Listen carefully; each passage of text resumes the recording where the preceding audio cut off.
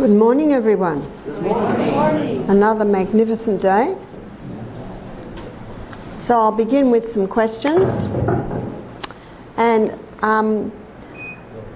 when we have the break at lunch, we're going to have some golden seal, and everyone can have a little try of sniffing golden seal. And we're very thankful for Damon, who went and got some. And we also did a little trip. I was just planning I got the little girls to come and pick some St John's wort buds for me. Well, the word went around, so we ended up having a bit of a crowd there. And these little buds will show you, when you press the bud, your finger goes like a deep maroon colour. Once the flower opens, that colour is on the very tip of the stamens, and the breeze washes it away, or sweeps it away, so it's only in the bud. So it's only this time of year that it can be picked. And you put that in olive oil for a few months, and the oil goes that deep burgundy colour. And then you strain it, and now you have St John's wort oil. I just saw them there the other day, and I thought, oh, there's buds, this is the time to pick. So why would you do that? St John's wort is a nerve nourisher. I like to know what a herb does. It's like golden seal. Who can tell me one of the main things about golden seal? What is it? It's a tonic to all mucous membranes. So wherever there's mucous membranes, you can apply it. And the same with St John's wort. Its number one active is nerve nourisher. So as a nerve nourisher, that's why some take it for depression, some take it for anxiety, because it's a nerve nourisher. So I always want to know why. So if someone has any problems with nervous things, any deterioration, that oil can be rubbed down the spine, because the spinal cord's nerves go all through the body.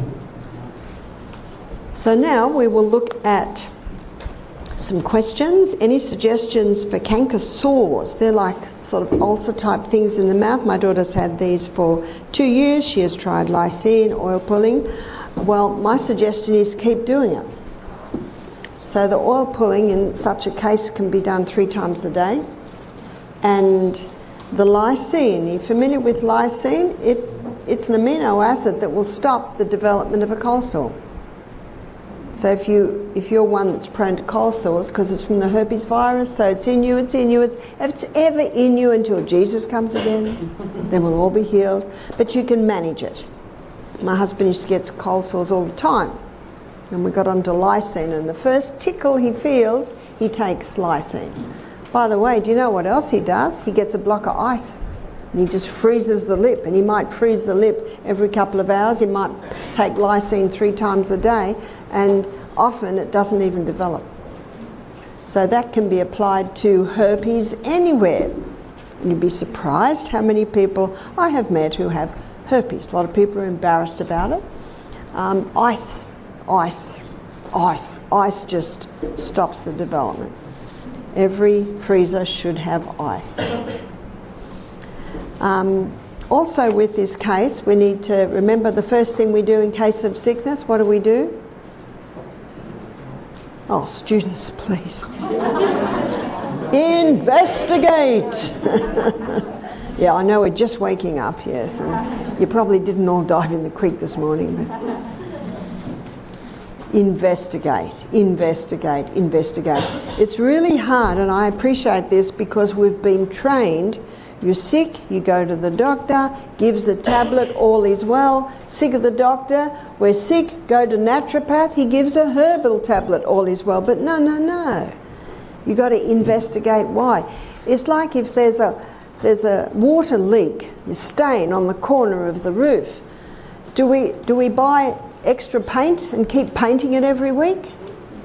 Does that fix the problem? Now we're going to find out why it's there. You've got to have your 6 trusty serving men. Take them everywhere you go. So that's what I'd look at here. So I'd go through the sustain me principles. Having sunshine, getting enough vitamin D, drinking enough water, sleep. Sometimes it's the missing one. And in my next lecture, I'm going to take you into the brain, and we're going to look right in the brain at the processes that happen while we sleep, and how you can encourage sleep and how much sleep is discouraged. So you look at sleep and trust in God, look at the stress levels. You know, life should be good. Is that right? If I was in the Bronx, they'd scream at me, "Amen, sister." Life should be very good. And what you can do even this week is have a look at your life, because you've stepped out of your life for a week. And when you're going back into it, if there's areas you think, "Oh no, I have to go here, I have to do this," have a look at what you can do. Look at some solutions. Write some solutions of how you can make your life a little bit better. Does it mean you go to part-time work? Does it mean you sell your house? You got to look at what you can do, because life should be very good. And the God that brought us here is the God that'll take us home, and He is a solution God. And He will give you solutions. So the other thing we look at is we're looking at the canker sores, maybe too much coffee. Do you know, a lady joined me this morning diving in the creek, and the feeling that she got after the creek, you know what she said to me? "I won't need my coffee today." Got that? We're only in there 10 seconds, so, you know, you're not in there long. There's a big creek there. Have you been to where the fire pit is? That's also nice. That's an easier place. We do a bit of bush bashing, but that's a nice place to dunk in. So looking at going through the Sustain Me principles, is she breathing through her nose? You know, when you breathe through your mouth, you're breathing in dirty air. So please keep the mouth closed. And nutrition. So with the canker stores, we're looking at whether the person's getting peak nutrition. What are they eating? Moderation. Moderation in all good things. And exercise. Is there daily exercise? In the book, The Ministry of Healing, at the end of listing those laws, the author says these are the true remedies. And it's getting a bit hot up here. And you know, I have found that to be true. They are the true remedies. Yes, herbs can help. Yes, we saw the golden seal can help. Yes, the St. John's wort can help, but they're not the true remedies. They can give a little bit of help in certain areas, but the true remedies is going to those basic principles. And the beauty of being here for a week is you've got time to look back in your life and think, now how can I do this? And you're the only one that knows. You're the one that knows your life, how you can do this. How could you put that in? How can I eat more beans? I'll go home and soak a heap and freeze them into portions, or maybe I'll cook a heap and freeze them into portions. Just look at how you can do that. And the last lecture today will be on depression. I'll be looking at the part of your brain where foresight happens, looking ahead and assessing what you're going to do for that situation ahead. Next question. How long does it take for castor oil to heal a bone spur? Do you know, a lady came up to me yesterday and she said she applied it for 3 months and it's gone. It's gone. Is that right? Yes, 3 months. It's gone. 3 months. 3 months. And the bone spur was on the heel, is that right? Every day. On the heel, yeah. On the heel, every day, 3 months. See, how long does it take? Depends how long it's been there. If it's a bone spur that's been there 3 years, it might take 3 months. If it's been there 3 months, it might take 3 weeks. If it's been there 3 weeks, it might take 3 days. So much depends on how long it's been there. If you've been applying the castor oil to the bone spur for 3 months and it's still there, just keep going. What have you got to lose? And when I was in Nebraska last year, I think it was last year, a lady told me this. So I'm not really good at feet, but I'm 4 toes, that's right. Here's foot. Now she had a bunion that came out like this, and she applied castor oil for 2 months, and she showed me her foot, and it was basically just like that. Now, not everyone will it take 2 months. It all depends how long it's been there. So isn't that the good news? Jesus will come again. He came the first time and he says he'll come again. Amen. Amen. We're looking forward to that day. But until then we manage. And when he comes again we'll all be healed. Got that? All the bone spurs and all the bunions and the warts and everything will fly away. But until then we manage. Can you confirm that you do not recommend colonoscopies? I confirm. A lady said to me, my son is a doctor and he really wants me to have a colonoscopy. She's got irritable bowel. I said, if I were you, I would not, because the mixture they give you before the colonoscopy, what do you think that does? Scours you out so that the colonoscopy device can get up in there, because if it's full of feces, of course it can't. So if someone's got irritable bowel and they take that mix, what do you think that's going to do to their colon? I said, I would not. She had it because of pressure, unfortunately. That's why even if it's part of your family, you know what you say? Big smile like a Cheshire cat. Thank you so much for your advice. I'm going to seriously consider this because it's your God-given right. Got that? Yeah. What you do with your body. And if the pressure's too great, that's something you might have to distance yourself from. Can we come over and see tonight? Oh, I'd love you to, but I'm terribly sorry, I've got another appointment. You know what the other appointment might be? You're going to lie down, put your feet up and read a book.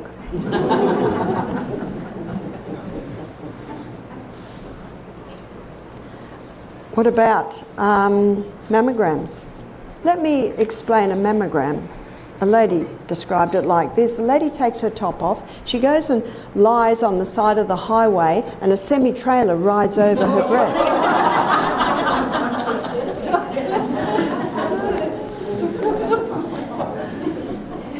There's a similar effect. The breast is squashed down between two plates, and I've known women to the tears are just running out of their eyes because of the pain of that. And then while that breast is being squashed, radioactive rays are going through their breast. Radioactive rays are damaging to the breast.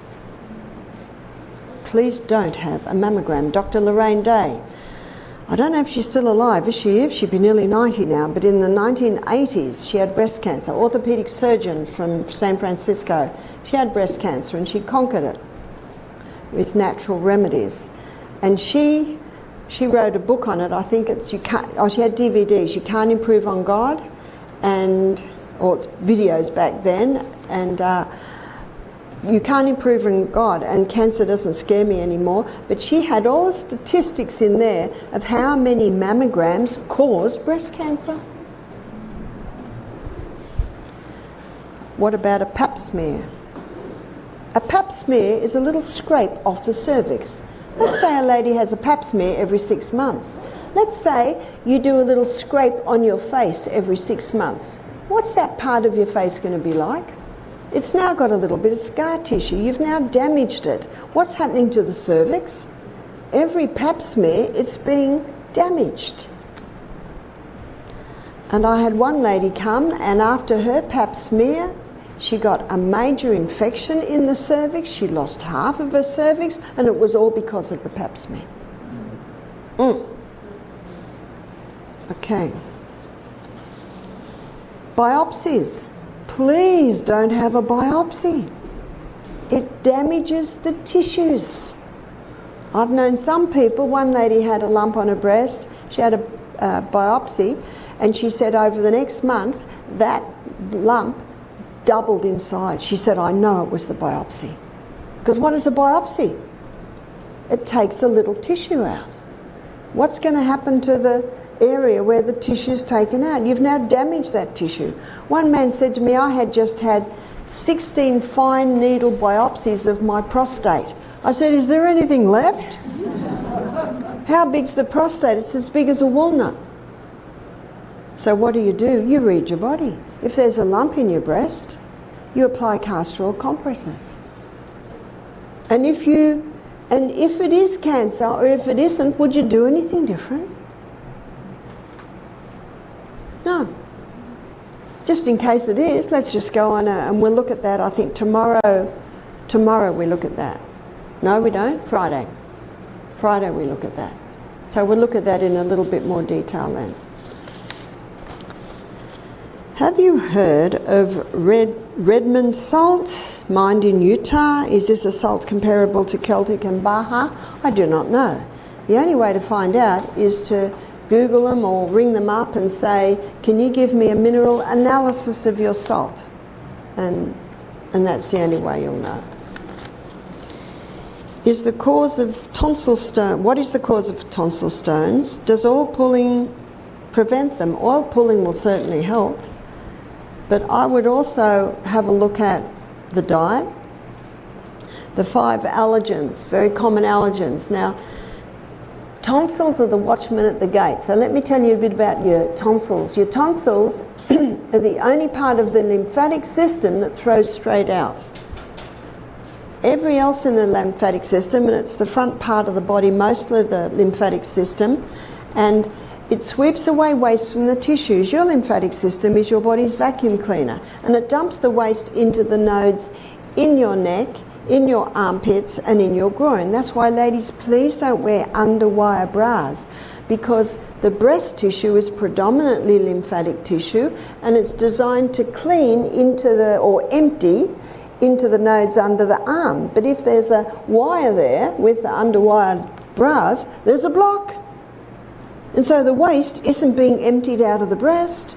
And there is a book called Dress to Kill, and the book's about bras and how many of them are contributing factors to the breast cancer we're seeing. As you'll see tomorrow when we look at hormones, the hormones certainly are another factor. And as you're probably seeing with disease, with illness, it's often not just one thing. It can be a whole lot of little things. Whereas the tonsils, they throw straight out. And so yesterday I was very happy. I did my oil pulling this morning, and yes, did a cough up. Where'd that come from? My tonsils. I said, thank you, tonsils. Doing a great job there. And I think on my morning walk after I dived in the creek, I think there's one little cough up there. Praise God, where was it before you coughed it up? And we're not living in a perfect world. So tonsils are very important. Please don't take them out. Why would people take them out? Because they're swollen. What is never asked? Why? Why are they swollen? Why? Why are they swollen? They're just the watchmen at the gate. You know what they're doing? Excuse me, there's a problem here. That's what they're doing. In the old days, there would be a big stone wall around the city, and there'd be a watchman walking along the top of the gate, and if he saw enemy coming, he'd start blowing the trumpet. And let's say someone's trying to sleep, so they get a gun or an arrow maybe in the old days, and shoot the watchman at the gate. Oh, that's better, now I can sleep. This is what's happening with the tonsils. They're the watchmen at the gate. So with the watchman at the gate, maybe it's because the person is a mouth breather. Because dirty air's coming in. Keep the mouth closed. Breathe through the nose. Maybe it's because they're breathing in through the mouth chemicals. Maybe mold. Or maybe they have an allergy. But the tonsils are saying something's wrong. Then adenoids, yeah, do you know, that's another thing that reacts to an allergy. So it makes no sense to me to just keep chopping them out, chop the adenoids out, chop the tonsils out. You know, I'm kinder to my children than that.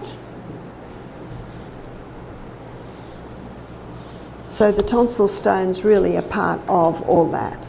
So oil pull will help, and also changing the diet will help. Check, are they drinking enough water? Are they getting to bed early? Are they exercising? Go through the Sustain Me principles. How can we get rid of parasites in the upper body, brain, lungs, skin? How do you know they're there? How do you know they're there? How would someone know they're there? Any answers? You can speak. A test? How would a test show they're there? So that puzzles me, because, I don't know, parasites in the brain. Parasites can be in the blood, can be in the gut. And there are two herbs, I'll just tell you because you may know them, black walnut and wormwood, incredibly bitter herbs. You would never want to drink that tea. You can take it in a tincture form, you can take it in a capsule form, tablet form. And if anyone has animals in the home, they will need to do a parasite cleanse, usually every 6 months. Because cats and dogs eat meat, and meat putrefies, that's a perfect environment for worms and parasites. So, yeah, that's necessary. And often in the parrot you can get parasite mix that has these herbs in them, and oregano oil, sometimes clove oil, sometimes thyme oil might be added. But I'd like to suggest maybe they're not in the brain. And remember, tests can sometimes be wrong. Your body's symptoms are your best guide. Children's pHs are very alkaline. Parasites are present. Not sure if it is. Worms, bacteria, fungus. Can they add to the cause of food allergies? Can the parasites keep the stomach pH from getting back to 7? Okay, good question here. What should the pH of the stomach be? And what's the only part of the body that should be acid? Stomach. So what's acid? 2.5? We don't want a 7. We don't want a 7 stomach. Because how are you going to digest your protein? So the only part of the body that should be acid is stomach, and it gets very acid when we eat because the acid's necessary. So we don't want a pH of 7. And we just looked at how to get rid of the parasites out of the body. Do you know I never tested my children? I never tested them. I never took them to the doctor. And one lady said, but if I don't do this, my paediatrician's not going to see my child anymore. I said, my children never saw a paediatrician. Why do you want your child to see a paediatrician? We lived up in the rainforest. They ran through the hills and we ate food out of the garden. They're just kids. One lady said to me, my little boy, he's usually very active, he's 5, running around, he's just lying in bed, he doesn't want to eat. I've taken him to emergency and they said there's nothing wrong with him. Why would you take your child to emergency? The child's just got a cold. Do you know they didn't take us to emergency when we got a cold? It's really intensified today, hasn't it? And she said, so I've got an appointment to see the gastroenterologist. I think he's got pancreatitis. I said, what? Where'd that come from? I said, please don't take your child to the gastroenterologist. And I don't know why you think the child's got pancreatitis. He's just sick. Make sure he's well hydrated. And then I said to the woman, when you go into that room where your son is, don't frown. Smile. Because when you frown, you know what the child thinks? There must be something terribly wrong with me. Do you know when you smile, you know what it says? It's okay. You're not feeling well now, but you'll get better. Remember what my daughter Emma said when she was 5? Mum, I'm going to grow up in a minute. Yeah, we want to be better in a minute, but we don't get better in a minute. So she listened to me. I'm very thankful to God she did. And on the 3rd day, the little boy started eating. And the 3rd day, 4th day, the little boy's running around again. And she wrote back and said, thank you. Do you know the doctors in the emergency, they know there's nothing wrong with that child, but you know, it's often they'll give a medication because otherwise the mother will not leave them alone unless they give her something to give the child. In fact, if a woman goes to the doctor with a sick child and she walks out with nothing, she feels like she's, you know, the doctor hasn't done her right. Now, we live in an incredible body that's got an inbuilt ability to heal itself, and it will if you give it the right conditions. So I'll just tell you one story about this. My son William, I did take him to doctor once, he got a fish hook in his thumb. How are you going to get that out? Because it's got a barb. Isn't he a boy? I think he was 7.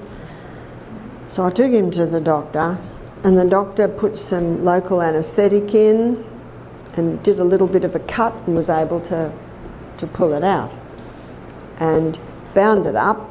And as we're walking out, he says, is he up to date with his shots? Da-da-da-da. You have to be very careful how you answer that. I looked back and I smiled. You know what the smile says? Total confidence. I've got this. So I looked back and I said, he's been immunised naturally. I'm a nurse, I'm a natural therapist, and I know what to look for, and if I'm concerned, I'll give you a ring. Smile, grab the child, get out quickly. He's got a whole waiting room there. And he was a little bit stumped by what I said, but I was gone. What do I mean by he's immunised naturally? He gets sunshine every day, he drinks lots of water, he goes to bed early. The Sustain Me principles, there's your natural immunity. Got that? That's your natural immunity. Is it worth doing a metal detox while you still have mercury fillings in your mouth? Well, the metal detox is done with, you call it cilantro, and you can get cilantro tablets, you can get cilantro tinctures. It's a metal chelator, helps to get metal out of the body, and also chlorella, CHLORELLA,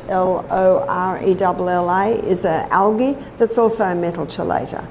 But it's probably a good idea to get the mercury out first. Low cholesterol. I've got low cholesterol of I've read that a low cholesterol of 160 is unhealthy. Well, ideally it should be up around 200, but what can you do? What you can do is just make sure your body's getting the right conditions, and it'll naturally balance out. Red moles all over the body, what causes them? One of those interesting things that's happening today where we're exposed to so many environmental poisons, hard to put your finger on the pulse of exactly what causes these little skin disruptions, but the skin is an organ of elimination, and if there's an overload of chemicals in the body, that's why we have to be careful on our exposure. Have a look at your washing detergent, your sheets, what you're putting on your body. Can you suggest a book to learn about herbs? One of the best books that I have, and a PhD in herb friend of mine, she gave me the name of this book. It's Holistic Herbal,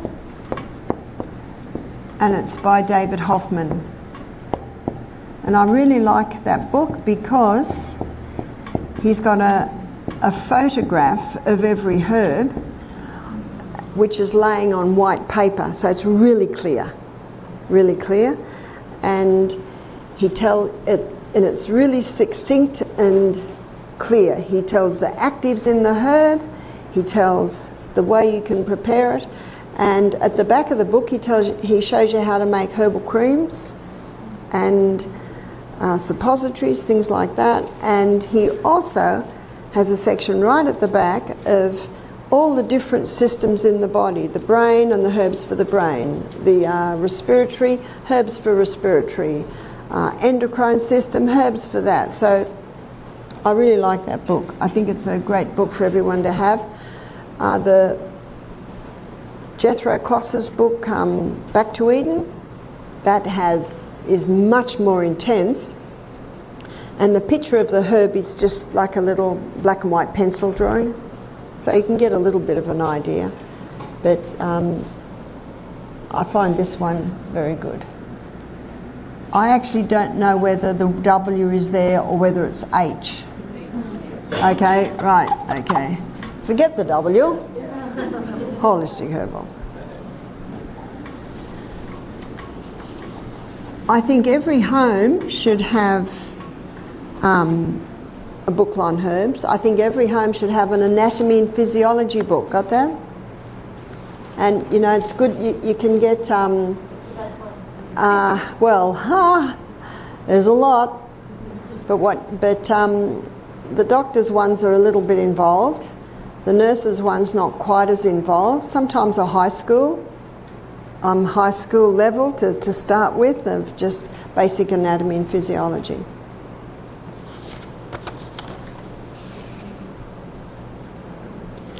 I'm wondering why I burp after drinking water, eating, etc. If I drink water half an hour after a meal, I'll burp. If I drink water 2 hours after the meal, I don't. But if I drink a whole cup of water all at once, 2 hours after the meal, I will. So you play with it, you play with it. One lady said, I can't drink water in the morning, it makes me sick. And so I investigated a little bit more. And I said, well, tell me what you do. She said, I don't like water, so I just get 16 ounces and drink it all at once. I said, gee, I'd feel sick after that. So you look at the times, and if the burping and the bloating is after a meal, there's something in that meal that your stomach didn't like. So you've got to listen, and you play with it. You play with it. You look at... See, if I'm thirsty after a meal, which is very rare because I drink a lot of water before the meal, I'll just have a mouthful. And just a mouthful isn't going to disrupt it. So you play with it, you see when it does it, and then you'll know. Okay, so there's the questions. And what we're going to have a look at now is a very interesting subject, the DNA. What's the DNA? The DNA is the genetic code inside every cell. So let's go to the cell. And in the nucleus of the cell is the DNA. And the DNA is the genetic code that determines how tall we are, the colour of our eyes, colour of our skin, colour of our hair, etc., etc. So let us begin with a word of prayer and ask the author of this incredible DNA to teach us. Father, thank you so much for our DNA. Thank you for our body. Give us wisdom, give us understanding is our prayer in Jesus' name. Amen. 1953 made headlines in the newspaper. Secret of life had been discovered. Watson and Crookes, two scientists, had been able to unravel the DNA. See, they were able to pull the DNA out, and it can be pulled out 2 meters long, and then it coils back in. Now there are 75 trillion cells like this, and the other 25 trillion are our red blood cells. Our red blood cells don't have a nucleus. It's in our bone marrow that our blood is made. Whereas this DNA, that's the genetic code, that's the formula of how to make a new cell, and we're constantly being remade. New eye cells every, I think it's about every 2 to 4 days, new eye cells. So when my grandson Lennox, who's totally fearless, he's 6, was running through grass this big, just head on running through the grass, well, one of the grasses cut his eyeball. He cried, held it like that. I held him tight. You just hold them really tight if they're hurt. And then when they want to be released, you release them. You okay, mate? Nodded. We went down and played in the creek for hours, and then, the day went on. This happened about, 2 o'clock in the afternoon, and I'm just putting him to bed, and he started to say, my eye hurts. So I just put cold cloths on it, just cold cloths. And I took him to bed with me because he kept waking, and I just massaged castor oil round and round and round. And then the next day, it's weeping and his eyes red. But you know what? I just watched. He's happy. He's playing handball, running around, running here and there. So he's okay. He's okay. And I know that the eye heals very quickly. And I actually really don't know what's going on in there. I'm just presuming it was just cut. He can see all right. See, you look at your body signs. And we're an hour from the town. So the next day he wakes up, all the swelling's gone down, it's not weeping anymore. What's the body saying? Yeah. Now, if he'd been crying the whole time, I would have taken him in. So that's why you're watching. And then he FaceTimed with his mum. So it happened Monday. Tuesday was a bit red, but he was okay. Wednesday morning, she saw it was bloodshot, and she said, "Oh, you must take him to hospital. He might lose his eye." Oh, I think, where's this coming from? I said, "It's so much better." So I rang my son and I said, "Peter, the eye is so much better." He said, "Yeah, but his mum thinks he's going to go blind. She really wants him to see it." So I go into I find an obstetrician. No, optometrist, get it right. Just making sure you're awake. Optometrist, went in, and they got the big machines, and then he's put his chin there, and the optometrist goes, very interesting. He's got a little 3mm wound on the white of his eye, but he said it's healing very nicely. Now, you know what's interesting? That's what his body told me. And if he'd been my son, I would not have taken him to the doctor. And the doctor told me, and I give this as an illustration to show that you can see, your body will tell you. But you better give him these drops just in case. Well, I wasn't very good at that. Plus Lennox, wow, you try and put a drop in his eye. And you know what you've got to do? You've got to work with the child. But his mother really wanted them in. So I said, Lennox, because Pa has got dried mango in a jar and it's very special. I said, what if you suck on a bit of dried mango? Can you see what you're waiting for? The will. Good on you, mate. Good on you. Lay him down. And then his cousin was there, and I said, he's going to squeeze your thighs, and all I do is put the drop here. Because there's no way he can even put it in his eye. Now, some kids you can do anything, you've got to work with the kid. And so we're about to do it, put the mango in his mouth. Sorry kids, no one else can have mango, only Lennox, make it real special.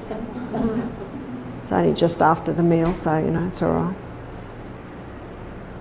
But just illustrations to show that the body will tell you. The body will tell you.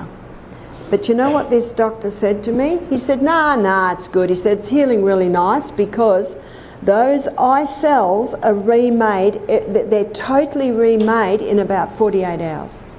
And he said, when they do a cataract, they strip that top layers totally off. But also it was in the white of the eye, so it didn't affect his eyesight. But I already knew that because he could see. So you see, you don't necessarily have to go and get that assessment. You watch for yourself. But those eye cells are remade every 2 to 4 days. And I'll tell you something else that's handy to know. When we were living 2 hours from town, we had this guy, I don't know, grinding something, and a bit of metal got in his eye. What are you going to do? Well, we had someone there who had a bright idea, got a magnet, put the magnet to the eye, and the metal flew out of the eye into the magnet. Just tell you that because I think that's a little tip everyone should have up their sleeve. A friend of mine, he got something in his eye and he went and made an appointment, went to emergency. Do you know, they're digging into his eye? And he just said, stop! And he walked out and he found an optometrist. See, they've got the tweezers, they've got the equipment, and they were able to just pull it out of the eye. Important to know this as we start to look after our own health, isn't it? After we take control of our own health. Now with the remake of the cells, the eye cells are remade every 2 to 4 days. They're the quickest. That's why eye surgery, people recover very, very quickly. And in my book there's a chapter, Sustain Me, on the eyesight. On the eyes, sorry. I think it's called Be Easy on the Eyes. and shows how you can strengthen your eyes and little things that you can do for different ailments. The next quickest cells are the cells that line the gastrointestinal tract.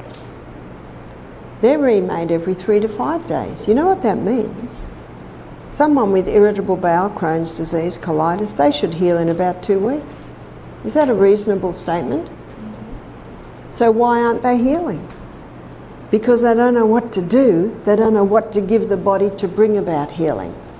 And what your body will often tell you, if someone's got irritable bowel, they eat something and they're on the toilet all morning, what has the body just said?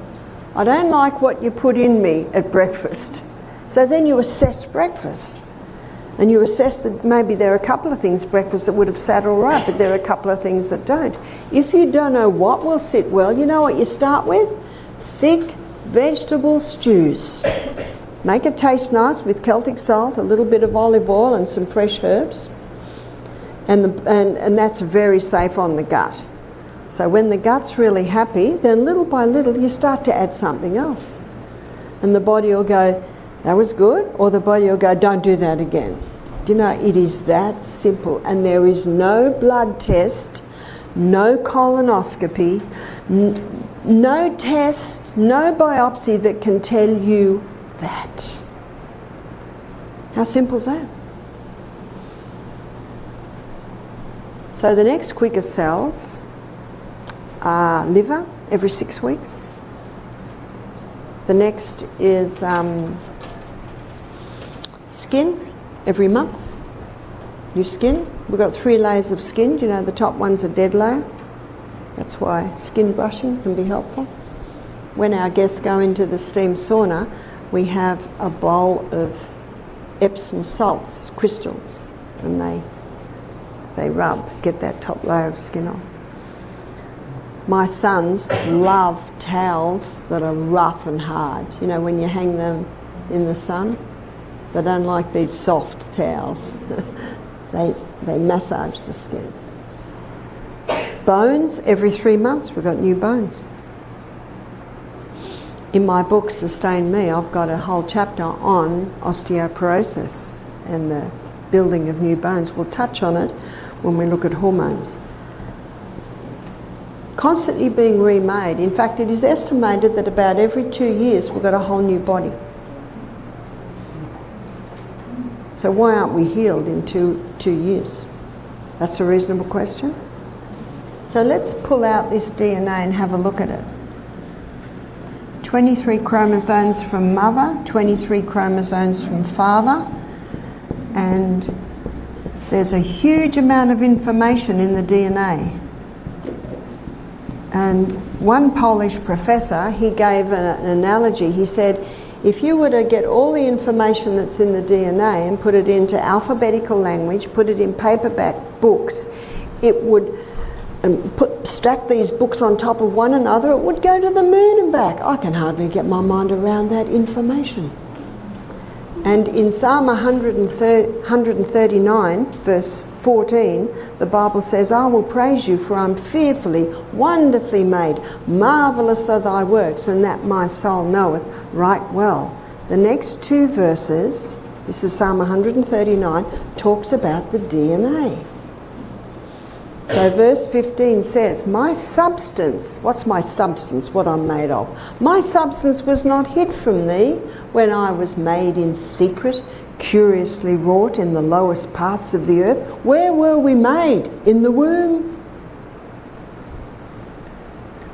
So I gave birth to 6 babies. I didn't know what was going on in there.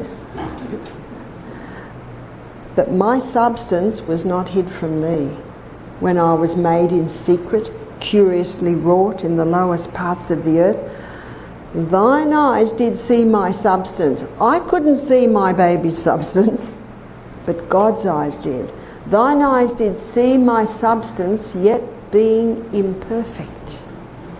In thy book were all my members written, which in continuance were being fashioned when there was as yet none of them. In thy book, I'd like to suggest here's the book. That's where all my members are written. This book determined that I'm only 5'2".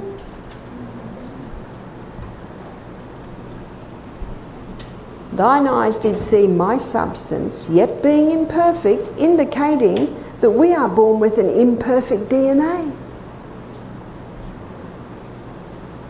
And we'll have a look at that. Thine eyes did see my substance, yet being imperfect.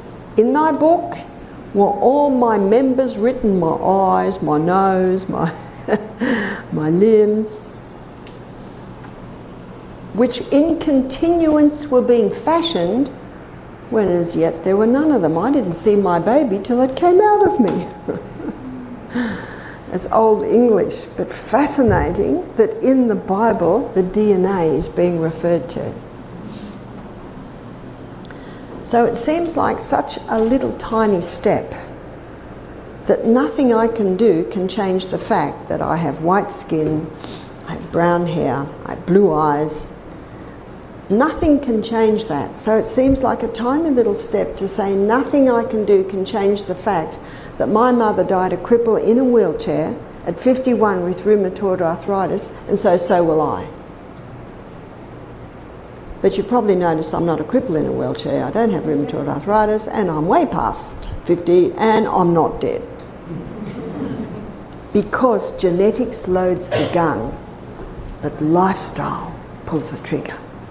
My mother didn't realise that the fact that she never drank water, she drank too much cups of tea, so she had headaches all the time, and she lived on headache tablets, so she was creating in her body what we looked at yesterday, a very acid environment, and arthritis thrives in an acid environment. But my mother didn't know. That's why I like the way Ministry of Healing says the only hope of better things is the education of people in the right principles. So when I broke my hand, because this thumb's been hurting for about a year, so I just wear castor oil compress every night and it doesn't hurt. So when they x-rayed it at 4 weeks, and it was healing very nicely because of my comfrey poultices, I said, is there anything happening at the base of the thumb? They said, oh yeah, you've got a little bit of osteoarthritis there. And I thought, I thought so, because my body told me so. And so some might say, Barbara, how could you have osteoporosis? Look at the way you live. I said, well, my mother was crippled in a wheelchair at 51. If that's all I've got, praise God. Because we're not in heaven yet, are we? And guess what? Yes, I wear my castor oil compress every night. It takes me about 30 seconds to put on, and I have no pain. I have no pain now. I manage it. Because I've got a little bit of damage, I think, in the DNA. I've got a weakness towards the arthritis. So what's the DNA made up of? It's made up of the outside strands is made up of polysaccharides. And polysaccharides simply means many sugars. Everything we eat is made up of many sugars. The breakfast we had this morning had many sugars. The crossword bands is made up of amino acids, and amino acids is a breakdown from the protein we eat. So the amino acids I had for breakfast was the chickpeas, weren't they nice?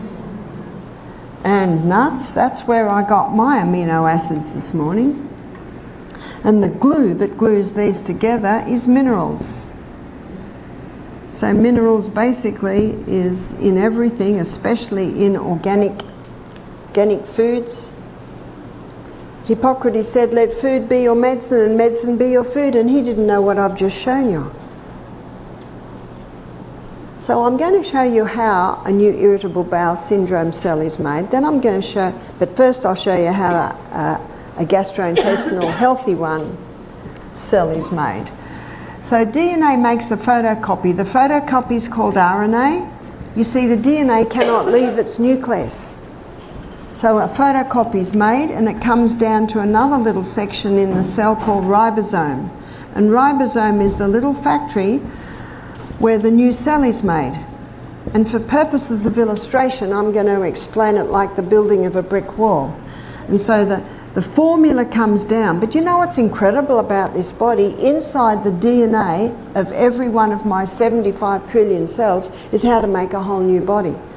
But in the gastrointestinal tract, only the information I need for the gastrointestinal tract is released. And so a photocopy is made of that. RNA comes down to ribosome, and then the first brick goes down. The first brick in building this new cell is an amino acid. Maybe it's methionine. The next one is maybe it's phenylalanine, and the next one is tyrosine, and the next one is lysine. Can you see what's happening here? Every amino acid fits into the next one like a piece of a jigsaw. It's an incredible body that we live in. In fact, I think someone would need a lot of faith to believe in evolution, because it makes no sense. The more science knows about this incredible body, in fact, the inside workings of the cell is like a city. I read one scientist said if Darwin had known about the inside workings of the cell, they claim his theory would have been a bit different. Out pops every 3 to 5 days a new gastrointestinal tract cell. Well, what about an irritable bowel syndrome cell? The photocopy's made, RNA comes down to ribosome, methionine is there, so it gets put down, but we've immediately got a problem. There's a piece of information missing. So what's it going to put there now? Because the information on what to put there is not there. Because there's a bit of damage, and then there's a rogue cell. And this rogue cell is not known anywhere in the body, and it's a breakdown from environmental poisons. And it comes along and it pokes its way in. It doesn't fit anywhere. And then along comes tyrosine. Well, where's it going to fit? It'll do the best that it can, but it can't fit very well. And then we're ready for lysine, but oh no, the person's protein deficient. They're protein deficient because they're on a high carbohydrate diet, they're not eating enough protein, and the little bit of protein that comes in isn't getting broken down because they're drinking with their meals, they're eating all day long, and so they're protein deficient. And so that's not there. And then there's another rogue cell, and this rogue cell, a breakdown from genetically modified foods, it pokes its way in, and every 3 to 5 days out pops a new irritable bowel syndrome cell. Can you see there's not just one thing, there's a whole lot of things? So now I want to have a look at what causes the damage. What causes the damage? And aren't there enzymes constantly going up and down, healing any glitches? Yes. But if the person is nutrition deficient, then the enzymes aren't going to be that effective. And when I'm in the supermarket and I look in some supermarket trolleys, I think, how will their DNA ever be made? Because the food, and I have to tell you the worst was when I was in Alabama. I'll tell you, those people are big. They're huge. And there's huge big stands of just these white cakes with, you know, pink plastic and green plastic icing, and for that to be everywhere, what does that tell you? That's what they're all buying. It's not only that there's no nutrients in that food, there's also chemicals in that food, there's poisons in that food. No wonder the people are sick. They're suffering from malnutrition B. Now, malnutrition A is when there's just no food. There's just no food, and so the person dies. I was just in Ireland and I was reading the history about the huge Irish famine and thousands that died because they just had no food. But malnutrition B is when the people are sick, suffering from malnutrition, but they're huge. Because all this food's coming in and the body looks at it and says, can't use that, store.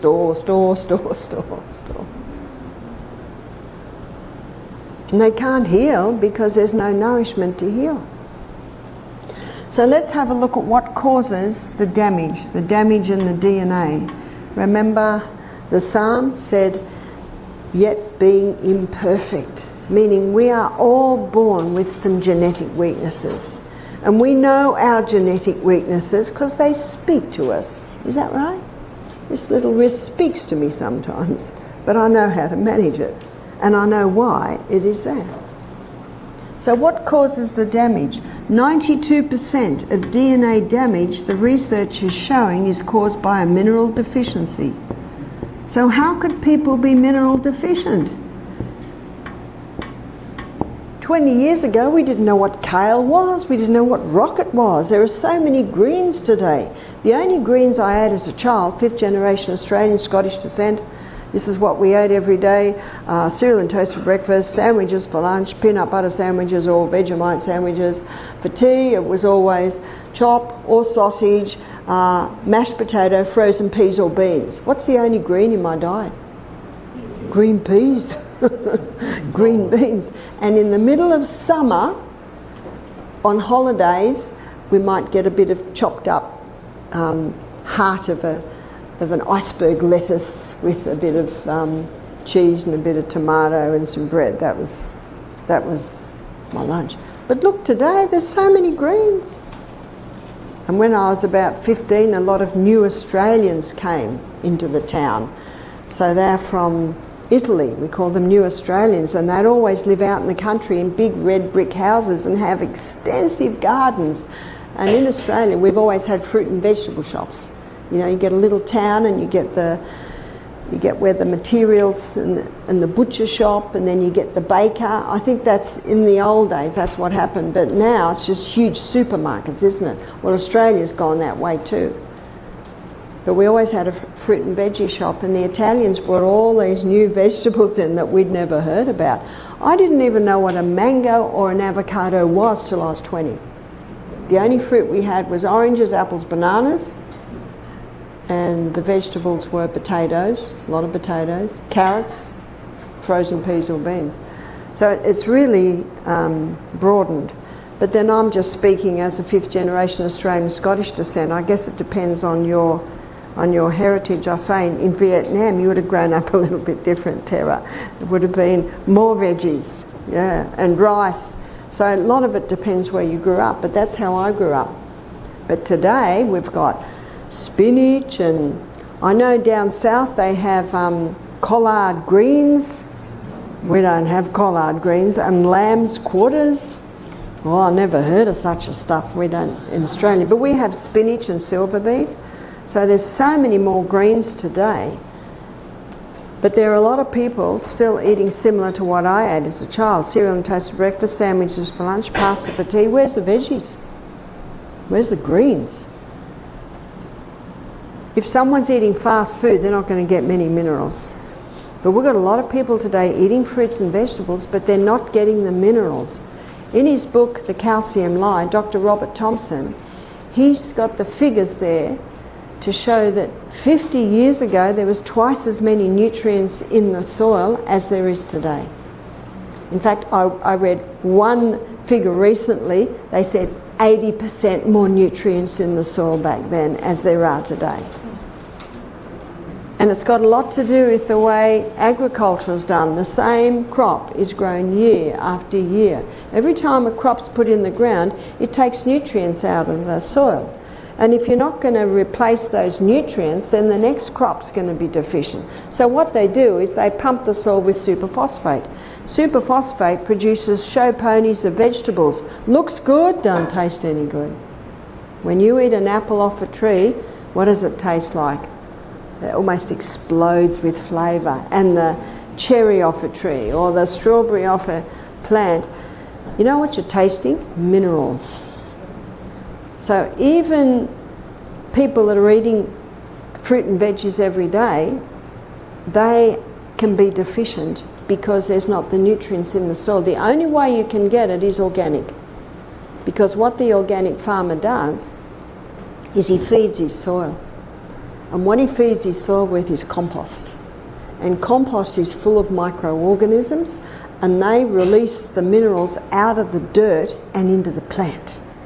That's why one organically grown tomato will give you 9 times the iron of a conventionally grown tomato.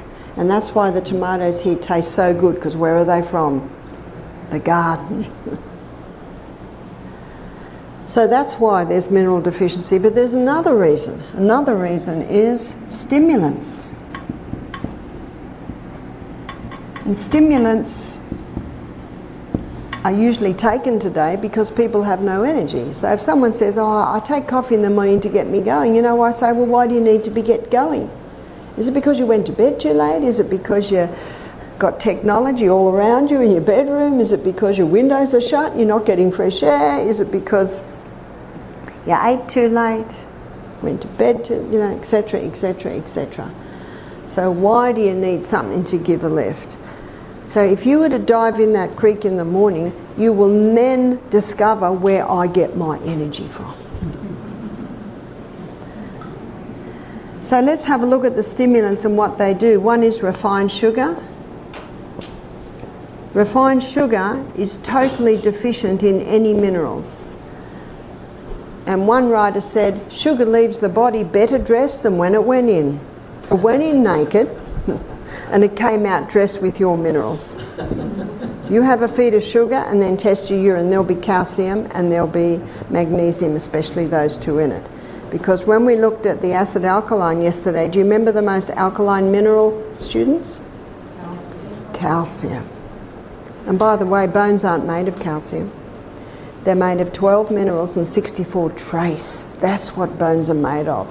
But what these stimulants are doing, and refined sugar is a stimulant, you watch a kid, you know, give them a lollipop, or you call it a candy, you watch their behaviour. They're turned up like tops. But then look at their behaviour an hour later. They're scrapping, fighting, whinging. So what does the adult often do there? Oh, they were much happier on the candy. Give them another candy. Oh, why are my son's teeth rotting before his even second teeth come through? I've seen that. Have you seen that? In fact, one family I know, the kids just live on junk. Their teeth rotted before the second teeth came through. Eesh. See, what sugar does, it's leaching minerals out of the bones, so it's weakening the bones, but when it's in the mouth, that sweetness feeds the microorganisms, start attacking the teeth. So sugar basically causes tooth decay by two reasons, inside and outside. Also caffeine. But before we go to caffeine, I'll just go back to sugar. We had a lady attend our program and she brought her little girl. And her little girl was 9. We don't usually let children come because sometimes their behaviour is quite bad, and my husband makes a decision we're never going to have another child again. But sometimes we'll make an exception, and this little girl had type 1 diabetes. And I'm consulting with the little girl, then I'm consulting with the mother. And the mother is about as wide as I am tall. She's very, very large, quite short. And the little girl kept saying, "Mum, tell her." The lady looked a bit embarrassed. And the little girl went, "Oh, she eats a bag of candy a day." How can I say to that mother, your bag of candy a day has weakened your genetic information to the pancreas so that your daughter was born with a weakened pancreatic gene. Ooh. They don't tell you that on the sugar packet, do you? Because what happens is it causes blood sugar levels to rise dramatically, and then a large amount of insulin's released. And now blood sugar level will go too low. Oh, quick, stop the insulin, release the glucagon. But the person has more sugar, and then it goes up again. Oh no, stop the glucagon, release the insulin. Up, down, pancreas is get worn out, and eventually that weakens the pancreatic gene. We're getting 16-month-olds getting diabetes, 4-year-olds getting diabetes. Where did it come from? Maybe the ones that get diabetes are the ones that were born with a weakened pancreatic gene because of the parents' sugar habits. In fact, one writer said, he claimed that parents are the genetic engineers of their children. Oop. And if you've done everything wrong, don't beat yourself up, please. You didn't know. But you can start changing things right now. So sugar not only leaches the minerals, sugar also can cause damage to the DNA, especially the pancreatic gene. Caffeine causes a disruption in the neurotransmitters in the brain. Caffeine has a similar reaction to a crisis. That's why it gets the blood sugar level up, gets the blood pressure up. It interferes with the neurotransmitters in the brain. And this afternoon when we look at depression, I'll show you what caffeine does to the brain. But it also is highly acid, and we looked at that yesterday. And so the minerals are released, the calciums and the magnesiums, to calm down that acid environment. So it's not only affecting the DNA and damaging the neurotransmitter gene so that the child can be born with a tendency to autism, attention deficit syndrome, hyperactivity. And how big is that now? Psalm 146 verse 3, do you know it well now? Put not your trust in princes, even in the Son of Man, in whom there is no help. Even what I'm telling you, check it out. Check it out. The reason why it took 1 year for the graphic designer to graphic design my book, we thought it had never come, is because everything I said, he checked out and referenced it. I am so glad. So caffeine. If you're a coffee drinker, please don't stop. You won't be able to attend class this afternoon.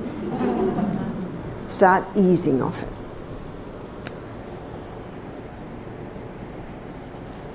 Alcohol. Children are being born today with fetal alcohol syndrome.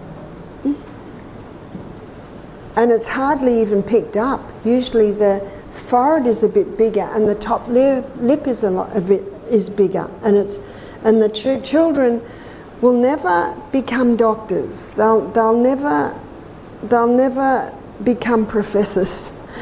Their brain was just not able to fully develop, but they actually function, so it's often not picked up. One lady I know, her husband had 2 little children when they married, and one little boy, she said she could hardly control this little boy. She took him to the doctor and he said he's got fetal alcohol syndrome.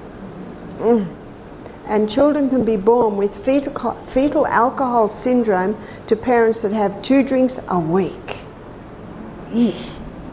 And what do many doctors say? Oh, a little red wine at night won't hurt you. It's got antioxidants in it. Well, Roundup's 99% water. Are we going to drink that? Alcohol is a toxic poison. There's no safe dose of it.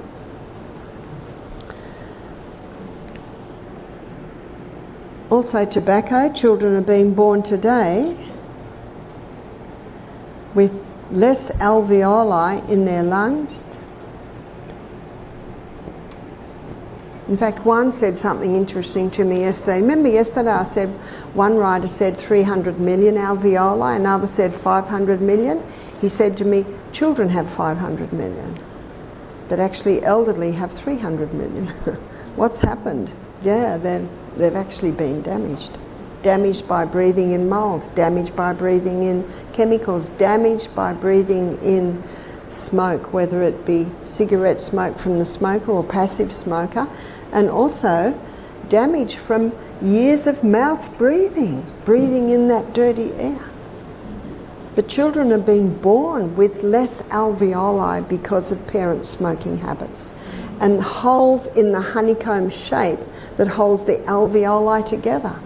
And those children can develop emphysema in their 30s. Now there's the story of the man who said to me, well, my uncle's 92 and he still smokes a pipe. I said, well, he must have done everything else right. He must have a great attitude, and he was born with a strong gene pool. But his son will not get 92 if he smokes. And his son, maybe he's the 30-year-old that's in Port Macquarie Hospital dying of lung cancer. Eesh. So back to tobacco. It's not safe. And what about vaping? Well, some health practitioners say that it's actually worse because of the chemicals. And that brings us to what else is causing damage in the DNA is chemicals. So get the chemicals out of your life, out of your home, out of your clothes, out of your laundry cupboards. One of the first things many people do is go to the laundry cupboard, go under the kitchen sink and get a magnifying glass. You might need it to read the labels on your clothes. So my leggings are made out of bamboo. My skirt is made out of linen. My petticoat, yes, there it is silk. This is wool, but it's made from the neck of the sheep, so it's very soft. So be very careful what's touching your body. Many people are damaging their DNA, and as you saw yesterday, damaging the arterial walls because of the chemicals coming in. And tomorrow you'll see that these chemicals are also disrupting the hormones. So get the chemicals out of your life, out of your food. And the biggest chemical company in the world, you guessed it, is the pharmaceutical company. Drugs never cure disease. Can you ever say never? With this you can. Yes, they might save a life in a crisis. I'm very thankful for the pain-killing medication that deadened my arm while the orthopaedic surgeon pulled my radius back into place. Yes, but that was one day. That was just once. So it's not the odd day you might use it for this. And I was talking to Melissa, she had a very serious accident. I think, praise God for the for the general anaesthetic that allowed the doctors to patch her back together again. Yes, you know, we can't be absolute on this. But drugs never heal disease. They do not cure you. They actually cannot. Remember, they're robots. I must get your blood pressure down. And that's why when you start changing your lifestyle, you got to start lowering your medication because those drugs, they don't work with your body, they just do, whether you need it or not. And every drug has a side effect. My husband used to get a lot of tinea in his feet, and he used to have terrible jock itch, anal itch. You know why? Because when he was 30, he had to get his wisdom teeth out, so he went on the cheap and got the students to do it. General anaesthetic, they wired open his jaw and they broke it. And when he came home, his face was like this, and he used to press his cheeks, pus would just fall out. He just got out of that hospital. He thought, this is killing me. And the little old lady next door said, "You're dying, I'm taking you to the doctor." And yes, 2 very strong courses of antibiotics calmed this down and probably saved his life. So when I met him 10 years later, every night I'm woken up to him scratching, and I thought, I got to do something about this. And so what I did was I put him on a strong antifungal diet, and I don't wake up to scratching anymore. But you know what he did before he met me? He went to the doctor, and the doctor gave him cortisone. And that stopped all the itch. Wow, this is great. But all the itch on the toes stopped, and his hands would go bright red. So, like they'd been burnt. So he stopped, and the red hands went away, but the itch came back. And he experimented on himself. You're the best person to experiment on, because your body will tell you. So after a month of this, he went back to the doctor and he said, "This cortisone." He said, "I put it on my toes and my hands go red." You know what the doctor said? "No, it's got nothing to do with it." You know what the best health professional will do to you? They're going to listen to your story because you know your body. And so then he met me, and then we did some dietary changes, some herb changes, and now he's good. And you see, he proved for himself too. What does the Bible say in 1 Thessalonians 5:21? Prove all things and hold fast to that which is good. But Monsanto is so big and so wealthy, they win every court case to try and get genetically modified put on the food products. So how do you know? You buy organic, because an organic farmer does not use genetically modified seed. And grow your own. I know in Australia there's a lot of seed savings companies, so you can buy seed that's not been genetically modified or hybridized. I know in Australia one's called Green Patch, another calls the Lost Seed, another's called Eden Seeds, so I'm sure here you have them too. And you know the beauty of using those seeds is, you know, your couple of vegetables will go to seed, you pick most of them, and then the spring comes and the whole garden is full of plants, not weeds, plants. So a lot of the weeds in my garden are actually plants. We've got so many tiny toms, we're pulling them out. Otherwise all we'll have in our garden is little tiny tomatoes. And I remember 2020, I was the gardener, because everything was closed down. If you want to understand how to grow a healthy body, you know what you do? You become a gardener. Because when you can grow healthy plants, you start to understand how to grow healthy bodies. And I remember the kale. The kale went to seed everywhere. Anyway, I got some men in that helped me with the big rough stuff and had all the beds cleared. And then I went away to Tasmania for a week. And when I came back, I went into the garden and all I could see was a carpet of purple. Millions of baby kale plants. Yeah, sadly I had to hoe a lot of them in, but that's the beauty of getting the non-GMO, the non-hybrid seeds, is once you've got them, you can keep reproducing them. Also, mold. Mold is toxic. Mold splices into the DNA of plants to reproduce itself. That's what you see, the lichen. One lady said to me, I've got lichen sclerosis. What do I do? What's lichen? It's a mold. And so what you do is go on the antifungal diet. And she wrote back to me and said, but my doctors didn't tell me that. I said, no, they won't. Because it's very difficult for a doctor to acknowledge fungus or mold, because so many of their drugs are based on mold waste. Did you know that? That's what an antibiotic is. It's a mold waste. Statin drugs, they're made on mold wastes. And then the fungal or mold link with disease, it is huge.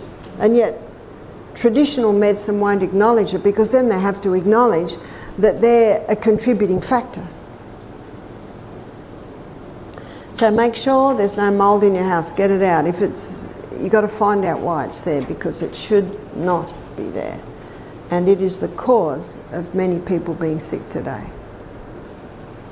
Electromagnetic field, called the silent killer. It's the excess. I was reading of the account of a breast surgeon. He said you wouldn't believe the amount of young women with breast cancer in the breast where they put their mobile phone. They have a sports bra and they put their phone in their bra. And these women are in their 30s. And I spoke to one guy who drove me to the airport one day, and he said, oh, my daughter died at 42. She's a nurse, and in the pocket of her apron she always had her phone, and she got uterine cancer right where the phone was.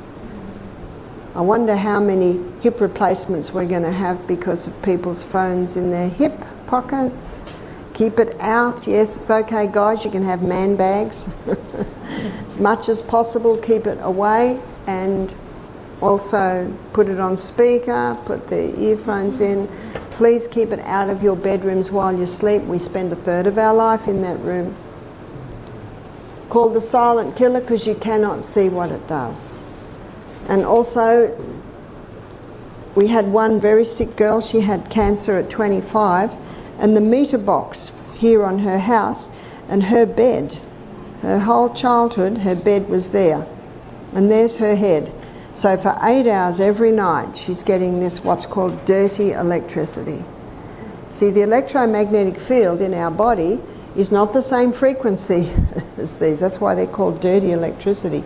So if that's in your bedroom, you can get lead paint. It is black, which isn't very attractive, but you can paint lead paint on that, and it's in a state that's not going to affect you, the lead.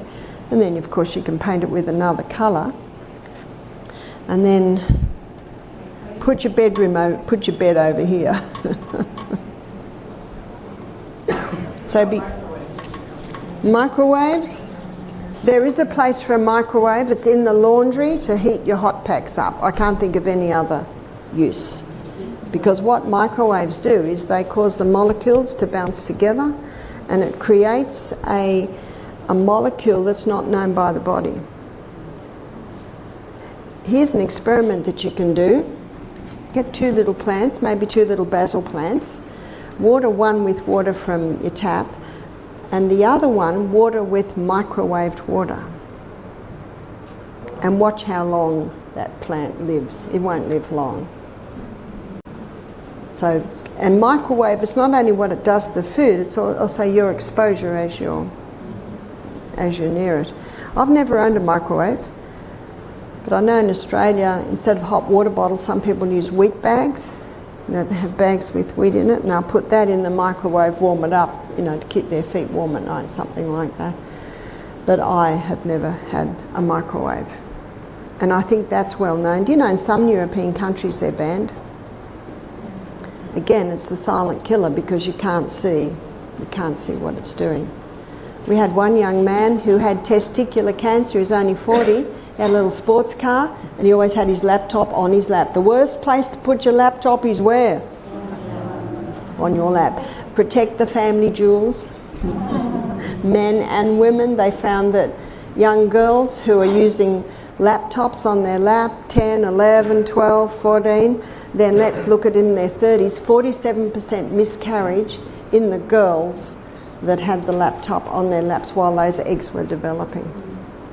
So on the table, on the table over there. We use them, and oh, how I appreciate it. I'm able to WhatsApp with my husband, my kids now. My little granddaughter is 9 today, so I've got to give her a little happy birthday wish. So it's not that we don't use them, but you just be mindful of your exposure, and please be mindful of the children's exposure. Let me give you the Russian standards for electromagnetic field with children. I think it's under the age of 2, 0. Under the age of 5, it's about 5 minutes. So getting up to 10 are 15 minutes. Getting up to 15, maybe an hour a day. Getting up to 18, maybe 3 hours a day. And I'm in the airport, and how do they keep the kids quiet? And some people are so proud that their 18-month-old knows how to do this. But their brain, their skull is not as thick as ours, so they are far more susceptible to the effect of the radiation. 80% of Americans, the figures show, sleep with their phones, and the pillow's no protection unless it's made out of lead. So get it out. If you're on call, put it in the hall, you'll hear it. You can even turn it to silence, and you'll still hear your alarm. You know we're the only creatures in the world that wake up to an alarm clock? If you go to bed at the right time and you don't have a huge amount of food before you go to bed, and you're breathing fresh air and the technology's out, and you have a good restful sleep, you just wake. I wake every morning. I wake every morning. It was 5:15 this morning. I love waking up 5:15. Barbara, the EMF detector is on Amazon. It's $35. Okay, did you see that? $35 for the EMF detector. On Amazon, and it is absolutely incredible. What's it called? It's exactly what its name is. Okay, EMF detector. And it's $35. Got that? It's worthwhile having. And you know what? It's fine to walk around your house, you walk in your car. Yep. Don't get it a Tesla because it'll go off the scale. So the reason why this is important, thanks for that one, is because it's the silent killer. And sometimes it's the missing link when people are sick. So find out what your home is like. So thank you for that one. Very, very, very important to find out your exposure. EMF detector, $35. It's worth it. So how do we heal DNA damage? We've looked at what causes it, and that's why an important part of the laws of health is abstain. There are some things that must stop if you're looking for optimum performance. And there are some things that can be stopped immediately and some things have to be eased off. And your body will tell you. And I love it when I hear people come to me. It's like I'm hoping to get my simple needs bread today. They were going to send it here, the gluten-free bread. The sourdough's really nice bread.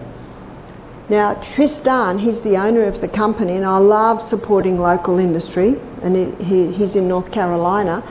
But he's, I think he's about 42. I think when he was about 30, he was skateboarding down a hill and he hit gravel and over he went, and it was a hill, so he slid down on this gravel because he was going very, very fast, and his elbow, it was on his elbow and it pushed his spine out.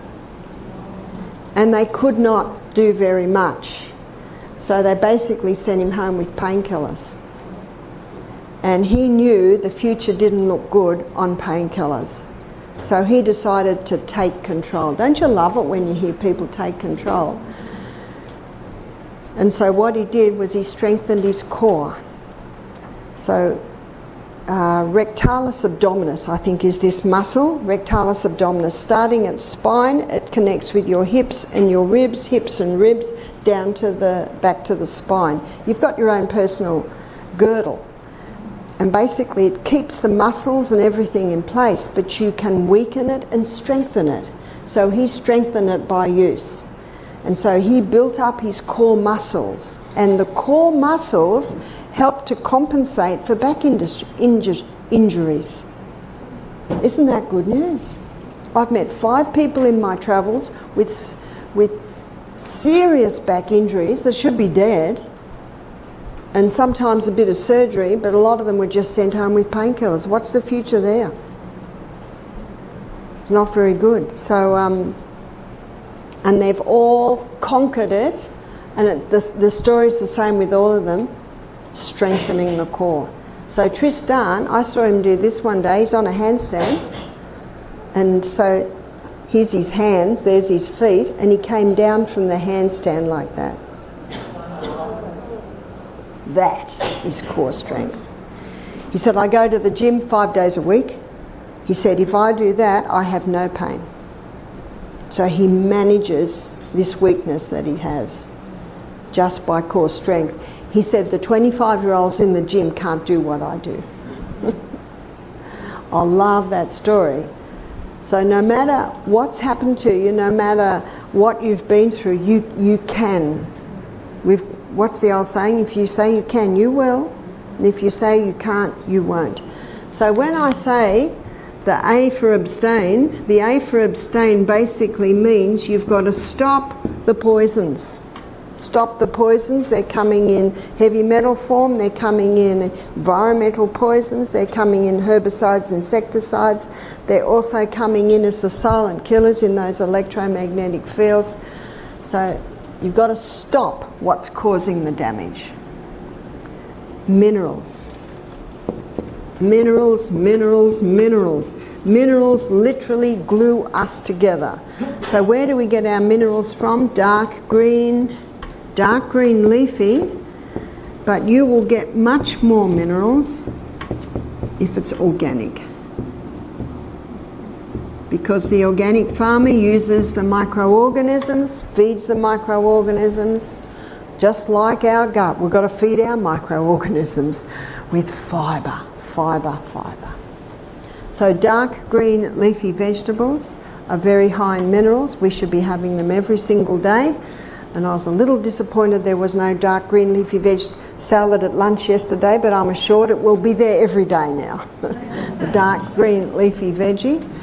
In fact, my kids grew up with this every main meal. So if we went somewhere and there was no salad, my kids would say, Mum, where's the salad? It's like the meal's not right. There's no dark green leafy salad. Very important for the minerals. So this is where you get your minerals, your dark green leafy. Organic is important because organic, again, works with the soil. It works with the microorganisms, and they're the ones that release the minerals into the plant. Superphosphase knocks off the microorganisms. Whole salt. Whole salt. Whole salt supplies the minerals. Remember what Dr. Matthew Walker stated? He believed that the clearest indicator of a creator God was seawater, because of the minerals. It's got approximately 82 minerals in it. So you put it on your food, put a little bit in your mouth before every glass of water. It'll help hydrate your cell. But what you've also got to do with minerals is stop the things that are leaching the minerals. So you stop these to stop further damage to the DNA, but you also stop the poisons because they're the ones that are using the minerals to calm them down. So more vegetables, more dark green leafy, and the whole salt. What we also need is protein. Protein is the building blocks. These crossword bands are made out of amino acids, the building blocks. I get all of my protein from legumes, I get my protein from nuts and from seeds. In my book Sustain Me, I don't have any recipes, but in Self-Heal by Design I do. And the back of Self-Heal by Design, the only recipes are for legumes, because I find that's an area most people don't know. So when I was in Tennessee, down south, they have a lot of beans, but they're just boiled beans. They're so boring. Just boiled beans. And you know what they do? They don't rinse them. And one lady said, oh, our husband likes the pot liquor. I'd never heard of pot liquor. The pot liquor is the sauce in the beans. It's just inky water. But they did acknowledge their husbands have a lot of wind. So one day I said, can I do the beans today? I said, righto. So I soaked them. I rinsed them, brought them to the boil, rinsed them again, half cooked them, rinsed them again. They made a delicious sauce, maybe a rich tomato sauce. Or sometimes I might do a cashew milk with fresh herbs like marjoram and asparagus. Or sometimes I might do a dal with Indian herbs. There's so many things you can do. And they still got their pot liquor because it had a bit of sauce. But everyone said, whoa, we never tasted beans like this. So I came to the conclusion a lot of people think, oh, beans are so boring. They need not be boring. Only the boring cook will produce the boring beans.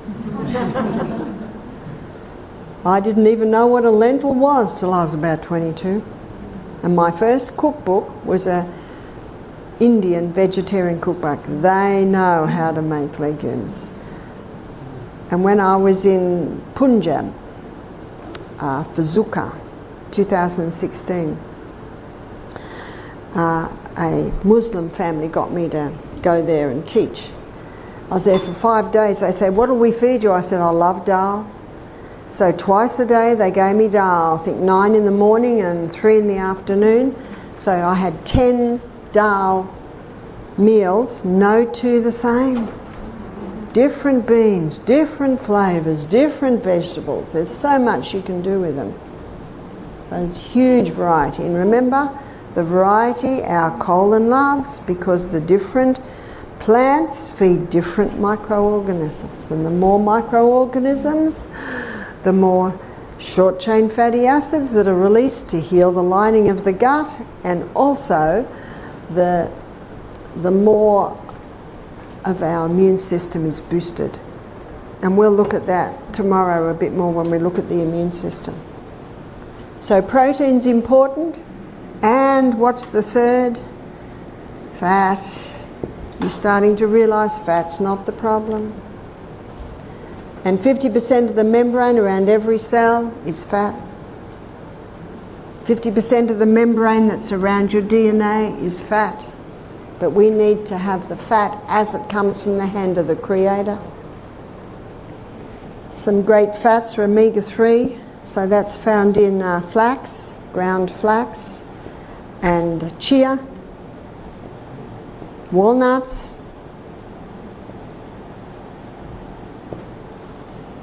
but also your saturated fat is very important. Don't believe what the media tells you about saturated fat. It's very important.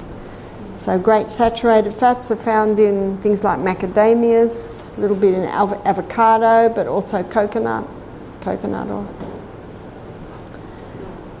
And so the coconut and olive oil. Concentrated foods, you don't need much. So olives and olive oil keeps the body well nourished. So that's getting back to nutrition. The DNA needs you to stop anything that's damaging it, and to heal DNA damage, minerals, minerals, minerals. You can't push minerals too much. More vegetables. So that's the good news, is genetics may load the gun, but lifestyle pulls the trigger. And that study is called epigenetics. Epigenetics is the effect of our lifestyle on our cell. And this afternoon I'm going to have a look at the mind. The mind, they're showing now, can even change the DNA. The way we think. If you say it's terrible, it will be. If you say it's wonderful, it will be. So the effect of our thoughts and our mind on the functioning of the body, even to the functioning of the DNA.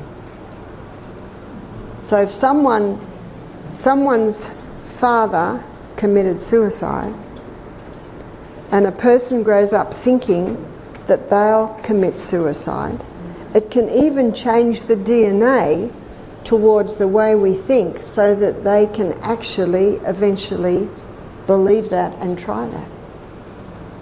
So the mind also plays a very important part.